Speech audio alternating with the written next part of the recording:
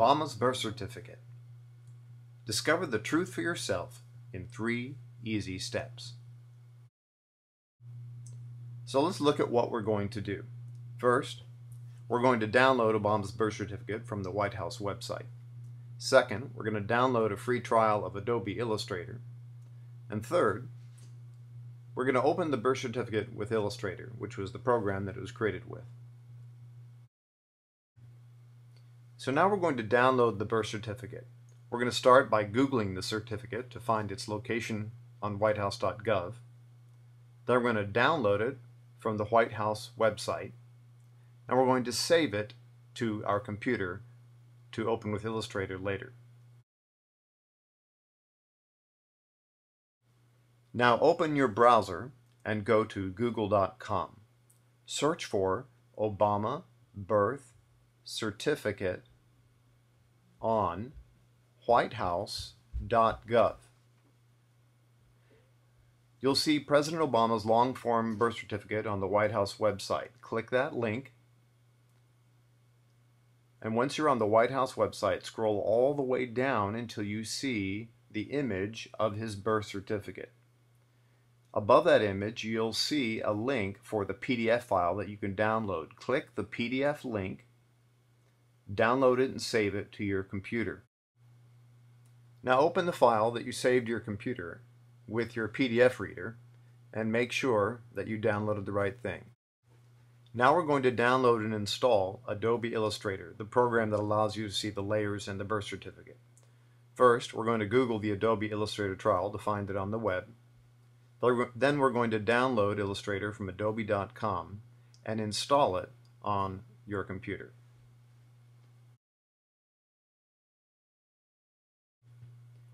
Open your browser, go to google.com, and now search for Adobe Illustrator Trial. The Adobe website should pop up there, so click the link for download free version of Adobe Illustrator CS6.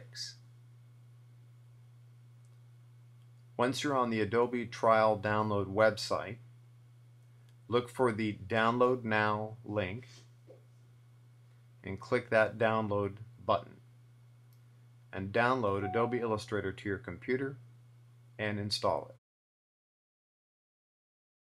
Let's walk through what we're going to do next. We're going to open the birth certificate with Adobe Illustrator. Then we're going to release the clipping masks and expand all the layers to see all 10 layers. We're going to turn them on and off to view each layer one by one. Now locate the birth certificate on your computer and open it with Adobe Illustrator. This is where the fun begins. First, you can go to the Layers window and you can expand the layers, and you'll see there that there are a number of layers in this PDF file. Now we're going to right-click the pointer and release the clipping mask. That will allow us to turn on and off each layer one by one and see them independently. So in the Layers window here, we can go down the list and start turning off the layers one by one, and you'll start seeing things disappear out of the birth certificate. And you can turn them back on again to see how it was constructed layer by layer. Again, we're going to turn them all off one by one to see things disappear from each one, and then turn them back on to see that it was in fact hand constructed with Adobe Illustrator. Interesting. So at this point you may have a question. Are PDF layers normal in a PDF document? Well, if you scan a paper into a PDF file using a scanner on your computer, then no, there's normally just one layer. But if you build it by hand, then yes, there can be as many layers as you want. An art project can have many. To prove what I just said, I printed out a paper copy of the birth certificate itself onto a color printer, tri-folded it like it might be in an envelope, and scanned it back in with my scanner. into a PDF document. And you can do the same thing. Open up the file that you scan in with Adobe Illustrator, and there you'll see that there's just one layer. Now what I've just shown you is already fairly well known throughout the world. Monckton of Brenchley is a member of the Hereditary Peers, a non-voting body of over 700 British lords in the UK. Monckton is a prolific writer and speaker. He's active in advising the British Crown, and he wrote a briefing paper for the Crown about Obama's birth certificate, discussing the evidence of a potential forgery in detail. If you'll open your browser to google.com and do a search for Lord Monckton of Brenchley, you'll find quite a bit about him. For example, his Wikipedia webpage, where a lot's been written about his life and his history, his work. And also, he has a Facebook webpage that you can go examine to keep up with his latest activities. Lately, he's been looking a lot at global warming for the UK government. Monckton wrote a briefing paper for the British Crown of the UK government, so just a moment here we're going to Google that paper and download it. So open your web browser. We're going to do a search for Lord Monckton of Brenchley, Hereditary Peers, briefing paper. And we're going to go to the InfoWars website, which is the site that picked up the paper from Brenchley first. And we're going to download the PDF paper that he wrote and put it on our computer. So once you have it on your computer, then open it up with your PDF reader. On a Mac, that would be Preview. On a PC, that would be Adobe Acrobat.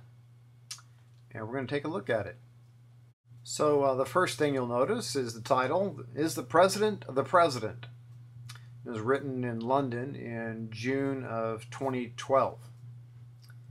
And first thing to point out is the last paragraph on the first page. He says, does this issue matter?